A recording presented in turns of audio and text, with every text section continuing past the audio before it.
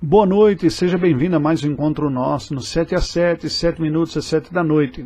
Nesta noite eu gostaria de compartilhar com você um vídeo de um trecho de um sermão pregado pelo reverendo Augustus Nicodemos, falando sobre o apóstolo Paulo, porque ele foi o último apóstolo, o último que viu o Senhor Jesus Cristo, pois ele lhe aparecera.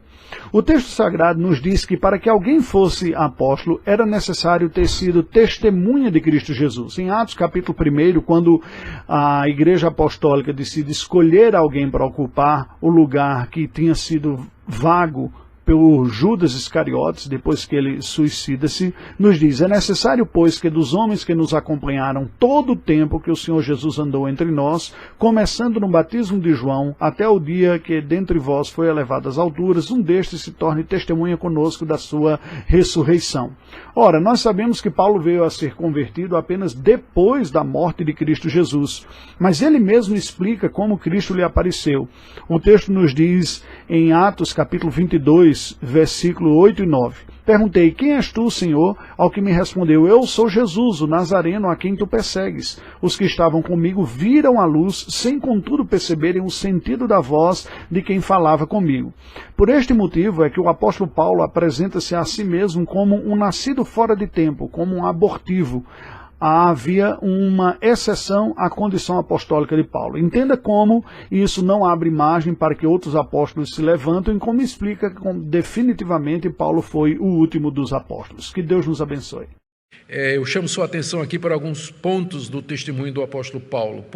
Primeiro, ele diz que Cristo, no verso 8, por último, depois de todos, foi visto também por mim. Não sei se vocês entendem a implicação do que é que Paulo está dizendo aqui. Ele está dizendo que ele foi a última pessoa a ter visto Cristo. A última pessoa a quem Cristo apareceu. Por último, depois de todos, foi visto também por mim.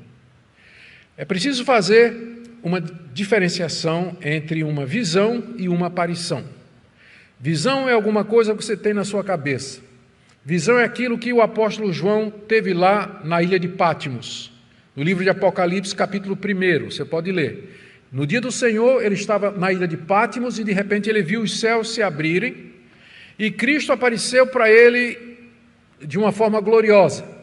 Se você tivesse ao lado do apóstolo João, você ia olhar para ele e João estava assim. Aí você ia olhar para o céu e você só ia ver nuvem, não tem nada.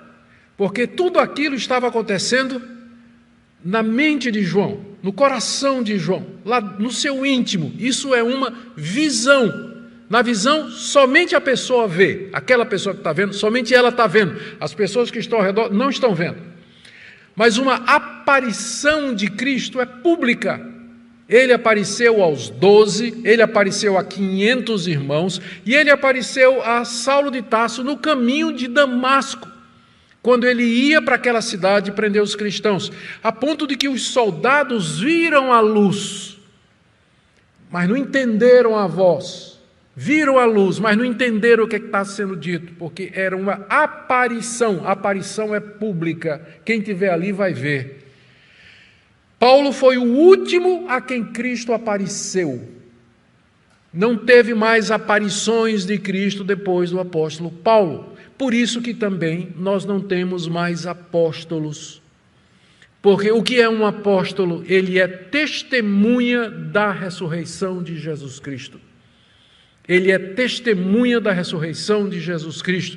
Então, para que alguém seja um apóstolo, ele precisava ter visto o Cristo ressurreto. Cristo deveria aparecer a ele e chamá-lo para ser apóstolo, porque foi assim que Cristo fez com os 12 e foi assim que ele fez com Paulo. Por isso que eu disse, é importante você notar as implicações do que Paulo está dizendo aqui no verso 8. Por último, depois de todos, foi visto também por mim. Aí ele diz, como por um nascido fora de tempo. Porque apóstolos eram 12. Por que 12? Para poder bater com os 12 patriarcas do Antigo Testamento. A igreja do Antigo Testamento tinha 12 patriarcas, a igreja no Novo tem 12 apóstolos. Então Paulo nunca quis ser um dos 12, ele sabia que ele estava correndo por fora. Estava correndo por fora. Mas Deus o levantou para que ele pregasse o evangelho aos gentios, e ele está consciente de que ele fez isso, e que ele trabalhou muito mais, inclusive, do que os 12, e ele sabe que isso foi pela graça de Deus, como ele fala aqui. A graça que me foi concedida não se tornou vã, verso 10. Pelo contrário, trabalhei muito mais do que todos eles, todavia não eu, mas a graça de Deus comigo. Ele tinha consciência do que ele tinha feito, mas ele tinha consciência também de que foi a graça de Deus, o que nos ensina uma lição muito importante a respeito do que é a verdadeira humildade. Sabe o que é a falsa humildade? Alguém chegar, por exemplo, aqui para o pastor Luciano e dizer assim: pastor Luciano, o senhor toca muito bem. Aí Luciano disser assim: eu não, meu, de jeito nenhum, eu não faço nada, eu arranho. Falsa humildade. O certo seria Luciano dizer assim: eu sei, meu irmão, mas isso é só a graça de Deus, só a misericórdia, não é por mim, é pela misericórdia de Deus. Essa é que é a verdadeira humildade, é uma avaliação correta que você faz de você mesmo. Você não pode negar o que Deus fez na sua vida. Se você faz alguma coisa boa, é falsa humildade você negar, você está entristecendo a Deus que lhe deu condição de fazer isso, é o Espírito Santo. Diga: de fato, Deus me abençoou. Irmão, você pregou um sermão abençoado hoje. Não, de jeito nenhum, foi o pior sermão da minha vida. Mentira, lá no fundo do coração você sabe que foi um sermão bom. Então diga assim: eu sei, Deus me abençoou nessa noite, Deus me deu a felicidade hoje de trazer uma mensagem boa. Espero que você tenha sido edificado, toda a glória de Deus, né? É o que Paulo está fazendo aqui. Eu trabalhei mais do que todos eles. Entretanto, não eu, mas a graça de Deus comigo. Mas a graça de Deus comigo. Ele não está sendo nem orgulhoso, nem está usando de falsa modéstia. Mas ele está sendo verdadeiro. É isso que Deus quer de nós, que nós sejamos verdadeiros, reconhecendo a graça de Deus. Ele sabe, ele diz aí no verso 9, eu sou o menor dos apóstolos, nem mesmo sou digno de ser chamado assim, pois eu persegui a igreja de Deus. Aquela consciência que ele tinha do mal que ele tinha feito à igreja antes de conhecer a Cristo, e que acompanhou a vida de Paulo, o ministério de Paulo, toda a sua vida.